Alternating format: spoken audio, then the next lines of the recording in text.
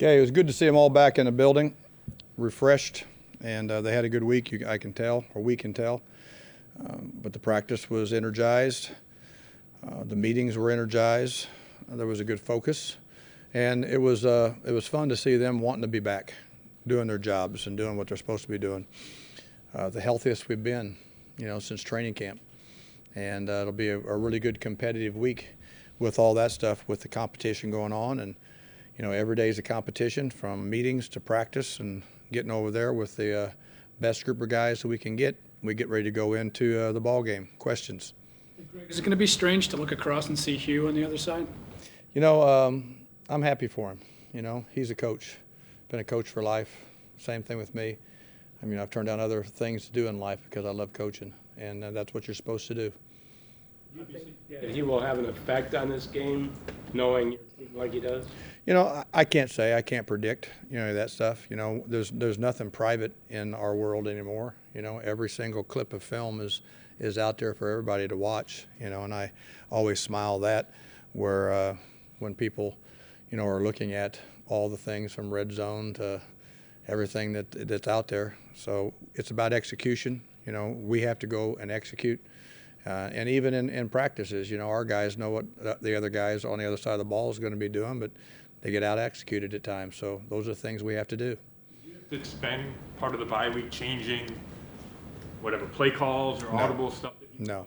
Those things are, we've been through all that with Pittsburgh, with the Pittsburgh, stuff back and forth. But no.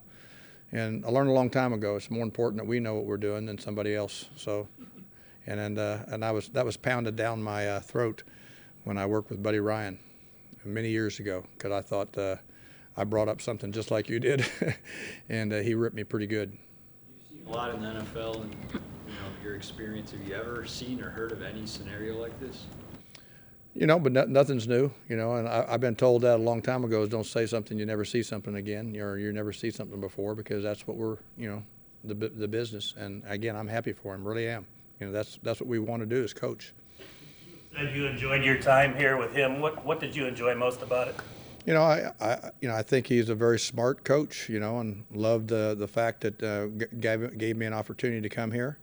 Wanted me to come here, when some other teams did too.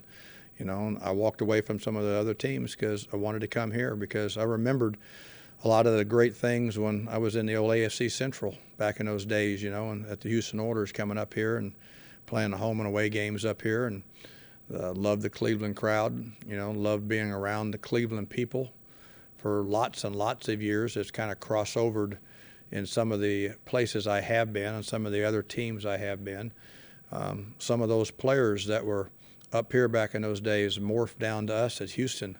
And we had some of those players down here and the stories they would tell. So wanted to coach some of these young guys here, and also wanted to come and, help the organization anywhere I could, and getting it back to whatever we could get back to those good old days. What does Baker Mayfield need to do for this team from the bye on, and what can he do for this team? Keep growing, every day. And it's not something game by game, it's day by day. And he just needs to keep on doing what he's doing. And he has each and every week grown, and the way he leads the team and how he goes about executing. And it's an execution business, and he's doing very well with that, and he has the skill set to continue to improve. Do you anticipate having you on the other sideline will give your team a little extra juice or energy this I don't week? know that. That'll be something to ask the guys. I don't know that but I don't think any of them need, I would not think any of them need extra juice. That's not what we're really about in that respect. It's about, each and every day, winning the play, winning the series, winning the quarter, winning the game.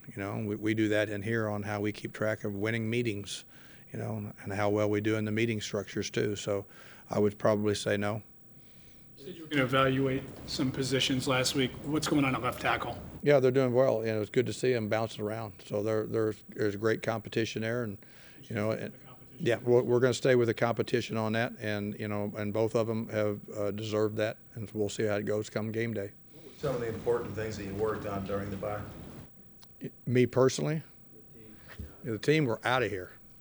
They were gone. So what we did with them is that for them, we really believe that it was important to get healthy. mentally and physically, and they needed some rest, just from the wear and tear, mind-wise and body-wise. And the guys that were here that were mandatory to go through all the rehab process, we had not one single solitary late anything. Tremendously hard work. I thought Joe Sheehan and his group of guys did a great job with the guys that were required to be around here, and they're practicing, very well here today with some of those guys that had to stay around. And then what we did as a staff, we did everything that you could imagine, from a self-scout process, from positional to offense, defense, special teams, to team-oriented, from any analytic thing that you could take a look at, and then, kick the coaches out of here too. I stayed here every day because I wanted to get ahead on some stuff and relax in the office a little bit without somebody knocking on my door every 5 seconds. So, but it was a good week, and it was a well-needed week. Did you come by anything that was an epiphany or revelation in terms of, hey, I really hadn't thought about this until now? No, that's just our information. If you look at it as a defensive coach, when you look at Nick Chubb, what do you think makes him as successful as he's been? I think it was last week when we guys talked about that. You guys asked me that last week too, and that is, he's a powerful runner. He's a strong runner. He protects the football very well. But the things that you have to be able to do if you're going to take a step up above everybody else, or be looked at as, being one of the up-and-comers, is his overall vision. And you can't coach that. You either have that or you don't. And his vision and his awareness, I can be looking at you, but I can't tell you why. I can tell how many fingers he has up or how many fingers he has up. And people don't know that until you've been in those type of fist fights. And he has very good vision. He has very good instincts. And just like Baker, the more he plays and the more confidence he gets with each offensive lineman that he plays with, each tight end or receiver cracking or blocking for him too, that helps his instincts also. And he's done very well. And with the reps he's gotten, he's matured very well. It was since we last talked to you that John Dorsey said he will interview you for the head coaching job. He said that? Oh my God, yeah. Yeah, you didn't hear. Will you take part in that interview? Do you want to do that? Yeah, we'll see as it goes on, but yeah. Yes. Thoughts on being included on the In all honesty, and I can't even think about anything other than the Bengals right now. It's not fair to anybody other than today we had a good day, and we've got a ton of meetings going on right now. I've got the advanced scout crew waiting for me upstairs right now, all the people that were on site at the game, and we're going to continue with the process tonight, and then tomorrow the process, and then get to Wednesday, and can we win on Wednesday? John also said that Blake has taken on more duties and was complimenting him on what he's done, and again, without talking about it, he's been doing a ton of stuff for the 2 years he's been here, and it's just, it's earned, and, his awareness of things, and, he's continued to take on those same things. Yes, he has. Was Baker in any sort of a mini slump that he since has come out of? I would not think so. I was listening to Joe Thomas on the air today, and Thomas said that he didn't think maybe the great quarterbacks expert Joe. Yeah, it looks like Joe's losing enough weight. Maybe he thinks he can come out of retirement and play quarterback now, and he knows everything. That's good. He said it, and it's coming from the player. That's why I'm asking. I don't know what he said. He's fine. He thought Mayfield was off of the. I'm not making any comment about what Joe Thomas said, so that's fine. Yeah. It wasn't hearsay. He's been growing. I've been very happy with him each and every day, and I love the way he practiced today. I love the way he, chided back and forth with different players out there and me today. The competition part of playing the position and leading at that position. He's growing every day. Greg, what does Chad Thomas have to do to get on the 46 and then get in the rotation? He's got to continue to grow. It's not an easy business. Okay, and it's a talented group up front. Okay, and he has to keep on going, and they all learn that the hard way. And he's maturing. He really is. He's come a long ways.